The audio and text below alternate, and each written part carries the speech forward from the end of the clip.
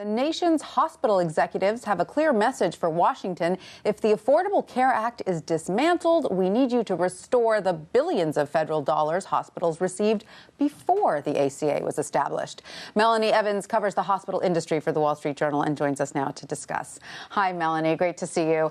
Let's back up a little bit just to better understand why hospitals are so worried. What kinds of funds did they receive from the federal government before the ACA? So prior to the Affordable Care Act, hospitals could qualify for some additional funding if they cared for a disproportionate number of uninsured. And so there was some federal money built into amounts that hospitals got paid that was intended to sort of offset the unpaid bills from the uninsured. And they will also get annual raises in some cases for taking care of Medicaid patients? Well, so hospitals get sort of like an annual adjustment. In this case, it's actually under Medicare. Okay. And so there's a sort of a formula that they use to kind of adjust the rates that hospitals get paid annually to kind of keep up with the rising costs of caring for patients. Okay, great. And so then the thinking was, once the ACA was established, look, you're going to have more paying patients, more patients with health insurance. So therefore, we can cut back a little bit on those federal funds. Yes, yes. So, and is that what happened in practice? So yes. So the sort of the Affordable Care Act essentially said, look, the ACA will expand insurance coverage in a couple of ways, using some federal subsidies. So there are the exchanges where individuals with low to moderate incomes can purchase insurance, and based on their income, they can receive some federal assistance. And then there was the expansion of Medicaid, which didn't play out as originally hoped. Exactly. So there was a Supreme Court decision that allowed states to basically decide whether or not they would expand Medicaid, and not all states did. Right. And there's a very clear difference when you look at hospital financial statements between the states that did expand Medicaid and those that didn't. Right. Okay, so it comes down to right now hospitals are worried because no one has a clear handle on what's happening with the Affordable Care Act. And is there any, give us an idea of how many hospital associations and executives are now lobbying Congress, and is there any sign that the Republicans are sympathetic?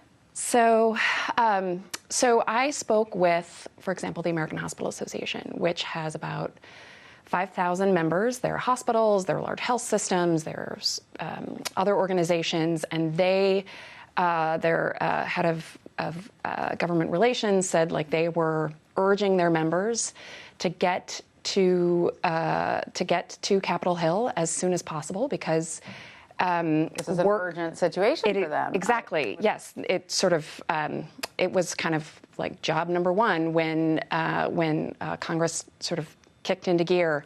And so are there signs then that lawmakers are a little sympathetic? Well, so there was a bill previously passed that President Obama vetoed that did restore some of the funds that hospitals are seeking to sort of reestablish, get restored. So now that we know, though, that Medicaid or Medicare, I always get them confused. Yeah. Medicaid is on track to be insolvent in 2028. Oh, so that's Medicare, yes. Medicare, sorry. It's easy to get them confused, yeah. So it sort of raises the question, where would these extra funds come from? So that was one of the points that I heard as I was reporting the story, which is it is very difficult to ask for money back. And so the raises that we discussed earlier, one of the things that they did is they essentially said, we're going to give you a smaller raise. And that money sort of like is part of what hospitals are asking to be restored. Right. And it would sort of come out of Medicare's budget. Right. And of course, now there's still a great unknown. We don't know exactly what's happening to the Affordable Care Act. Will it be completely repealed? Will parts of it remain? So where does that all stand right now? Do we even know? It is very fluid. Yes. It is very fluid. Yes. So when I talked to executives, they were essentially trying to drive home what they felt were their priorities. Yes.